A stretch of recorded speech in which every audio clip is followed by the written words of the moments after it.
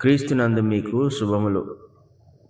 తన నుండి లాభం పొందినట్లు తన వారికి యేసు ప్రభువు మంచి మాటలను బోధించి ఉన్నాడు. అందులో ఒకటి మత్తయి సువార్త 21వ అధ్యాయం 22వ వచనం మనం చూస్తున్నాం. మరియు మీరు ప్రార్థన చేయనప్పుడు వేటిని అడుగుదురో అవి దొరికినవని నమ్మిన యెడల మీరు వాటినన్నిటినీ పొందుదురని వారితో చెప్పెను.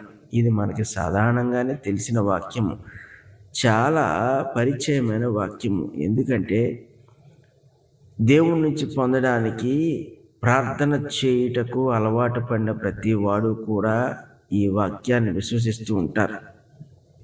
ప్రార్థనా జీవితం లేని వారికి ఇందులో ఉన్న గొప్పతనం వాళ్ళకి అర్థం కాదు. దానివల్ల కలిగే గొప్ప లాభాలు, ఫలితాలు, దేవుని వల్ల కలుగు ఆశ్చర్య కార్యములు వాళ్ళ జీవితంలో వాళ్ళు చూడరు. ప్రార్థన అలవాటు లేని వాళ్ళు చాలామంది ఉంటారు. చాలామంది సేవకులు సహితము ప్రార్థనా జీవితం లేకుండానే సువార్తను ప్రకటిస్తూ ఉంటారు. అటు వారి సువార్త వ్యర్థముగానే పోతూ ఉంటుంది. లాభము లేని సువార్తగా వాళ్ళ జీవితాల్లో వాళ్ళు కొనసాగిపోతూ ఉంటారు. అయితే నిజముగా మనము ప్రభువు యొక్క ఆజ్ఞను పాటించేవారమైనప్పుడు ప్రార్థన చేయుచున్న సమయంలో ఈ వాక్యము మన మనసులో ఉన్నప్పుడు ఎంతో మేలును మనం పొందుతాము. ప్రార్థన చేయటకు అలవాటు పడిన వారు ఈ వాక్యమును చాలా సులువుగా వారి జీవితంలో జరిగించుకుంటూ ఉంటారు. ఈ ప్రార్థన చేయుటకు ఖచ్చితంగా అర్హత ఉండాలి. మొట్టమొదటిగా వారు ప్రభువుని ఎరిగిన వారై ఉండాలి. ముఖ్యంగా ప్రభు యందు విశ్వాసం ఉంచేవారై ఉండాలి. తర్వాత ప్రభు యొక్క మనస్సును గ్రహించేవారై ఉండాలి. ప్రభు ఆజ్ఞను పాటించుచున్నవారై ఉండాలి. ఎందుకంటే ఈ వాక్యము చదవగానే మొదట్లో ఎవరైనా ఏదైనా అడిగితే ప్రభు చేస్తాడన్నట్టుగానే ఉంటుంది. కానీ ప్రభు యొక్క కృపను పొందాలి అని ఆశించేవారందరూ కూడా ఆయన పట్ల విధేయత చూపించేవారై ఉండాలి. ఇది చాలా సాధారణమైన విషయం. మనము ఎవరి నుండైనా పొందాలనుకుంటున్నప్పుడు ఆ వ్యక్తికి మనము అనుకూలంగా ఉండడానికి ప్రయత్నం చేస్తాం. అనుకూలంగానే మనల్ని మనం మార్చుకుంటాం. ఇక్కడ కూడా ప్రభువు నుండి మనం పొందాలనుకున్నప్పుడు, అంటే ఈ ప్రార్థన మనం చేసినప్పుడు మనము వేటినైతే అడుగుతామో అవి ఖచ్చితంగా దొరుకుతాయనే నమ్మకము మనలో కలగాలి. అంటే మనం అపరాధ సంబంధంగా జీవించడానికి వీల్లేదు. అపరాధ సంబంధమైన కోరికలు కోరడానికి, లోక సంబంధమైన కోరికలు కోరడానికి, దేవుని చిత్తము కాని వాటిని కోరటానికి, దేవునికి అయిష్టమైన జీవితం జీవిస్తూ దేవుని యొక్క నీతి మార్గంలో లేకుండా, దేవుని సత్యమును అర్థం చేసుకోకుండా, వాక్య జ్ఞానము విషయంలో వెనుకబడిన వారముగా ఉన్న ఎడల ఈ ప్రార్థన మన జీవితాల్లో ఫలించదు. ఎక్కడైతే దేవుని గురించిన జ్ఞానము పరిమితికి తగ్గిపోయిందో అక్కడ అపరాధము యొక్క ఉనికి బహుగా ఉంటుంది. కాబట్టి అలాంటి పరిస్థితుల్లో ఈ ప్రార్థన ఫలించదు. ఎందుకంటే ప్రభు ఎవరికి చెప్తున్నాడు అంటే విశ్వాసాన్ని పెంపొందించుకోగలిగే వారికి చెప్తున్నాడు. మొదటిగా విశ్వాసము కలిగి ఉండాలి ఆయన పట్ల. 2, దాన్ని ఎప్పటికప్పుడు పెంచుకుంటూ ఉండేవాళ్ళు అయి ఉండాలి. అంటే విశ్వాస విషయంలో వాళ్ళు నిత్యము వృద్ధి చెందుతున్నవారై ఉండాలి. అలాంటి పరిస్థితుల్లో ఉన్నప్పుడే ఈ ప్రార్థన ఫలిస్తూ ఉంటుంది. మనము అట్టి స్థితిలో ఉండి మనం ఏది అడిగినప్పటికీ కూడా ప్రభు చేయకుండా ఉండడం, ఆ విశ్వాస పరిపూర్ణతలో మీరు ఏది అడిగినా సరే ఆయన కాదండు. ఇది ఈ వాక్యం యొక్క గొప్పతనం. అయితే ఆ గొప్పతనాన్ని మనము పొందటానికి, దానిని మనము అర్థం చేసుకోవడానికి ఆ స్థాయికి చేరిన వారమై ఉండాలి. విశ్వాసం అనేది ఒక విలువ లేని సంగతి కాదు, లేదా సాదాసీదా సంగతి కాదు. అది చాలా ప్రశస్తమైంది. దాన్ని కలిగి ఉండటము చిన్న విషయం కాదు.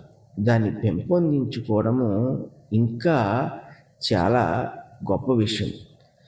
ఈ సంగతిని మనం గ్రహించినప్పుడు విశ్వాసంలో మనం అంచెలంచెలుగా ఎదుగుతూ ఈ వాక్యంలోని సారమును మనం సార్థకం చేసుకున్న వారమై ఉండాలి. మన జీవితంలో ఈ ప్రార్థన ద్వారా ప్రభుతో గొప్ప అన్యోన్య సంబంధమును ఏర్పరచుకునే వారంగా మనం ఉండిపోవాలి. అంతేకాదు, ఈ వాక్యమును బట్టి, ఆయనతో మనకున్న అన్యోన్య సంబంధాన్ని బట్టి మనము ఆయన యొద్దకు ధైర్యముగా వెళ్ళి ఏ విషయంలోనైనా విజ్ఞాపన చేయవచ్చు అనే నమ్మకము, ధైర్యము మనం కలిగి ఉండాలి. మన జీవితంలో ఎంతటి వేదనను, శ్రమను, అవసరతలను ఈ ప్రార్థన చేయుచున్నప్పుడు మనము ధైర్యంగా ఆయన యొద్దకు వెళ్ళి మనకి సమాధానము ఖచ్చితంగా దొరుకుతుందనే నమ్మకంతో మనం చేయగలగాలి.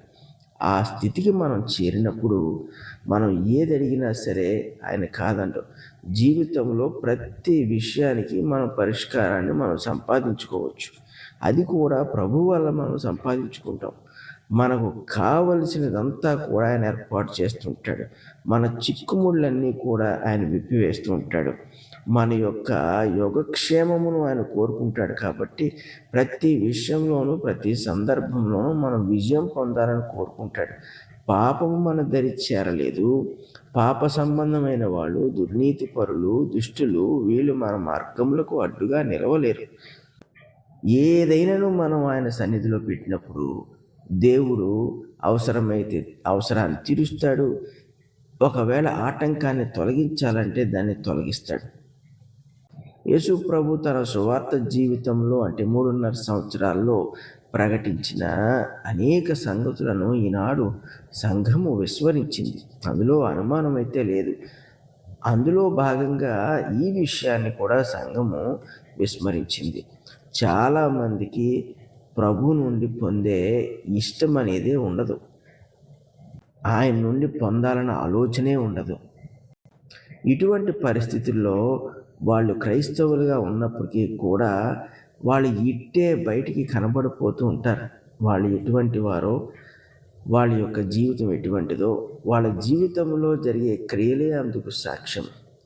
కాబట్టి మనము ప్రభువారమైతే ప్రభువు నుండి ఖచ్చితముగా ఎప్పటికప్పుడు పొందుచున్న వారమై ఉండాలి. అప్పుడే మన విశ్వాసము దేవునికి ఇష్టమైన విశ్వాసముగా ఉన్నట్టు. పరిశుద్ధులకు తండ్రి, ప్రేమ కలిగిన దేవా, మీకు స్తుతులు, స్తోత్రాలు. నాన్న, ఇదిగో మేము మీ నుండి పొందినట్లు మాకు మీరు ఏర్పాటు చేసిన నియమమును బట్టి, నీ కృపను బట్టి మీకు స్తుతులు, స్తోత్రాలు. అది మీ కుమారుని ద్వారా బయలుపరిచి దాన్ని మాకు అవకాశముగా మా ముందు ఇచ్చినందుకు మీ కృతజ్ఞతాస్తుతులు చెల్లిస్తున్నాం.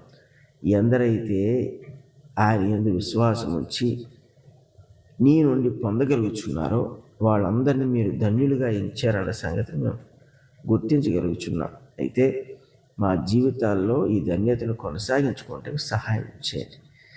సాతాను యొక్క ఒత్తిళ్లకు మేము లోనవ్వకుండా అలాంటి సమయాల్లో కూడా ఈ వాక్యమును బట్టి మేము విజయం పొందువారంగా ఉన్నట్లు కృప చూపండి. ఇందుని బట్టి మమ్మల్ని, మా కుటుంబాన్ని మేము కాపాడుకొనొచ్చు. మాకు మీరు అనుగ్రహించిన వారందరినీ కూడా కాపాడుకుంటూ సహాయం చేయమని యేసు పరిశుద్ధ నామమున అడుగుచున్నాం తండ్రి. ఆమేన్.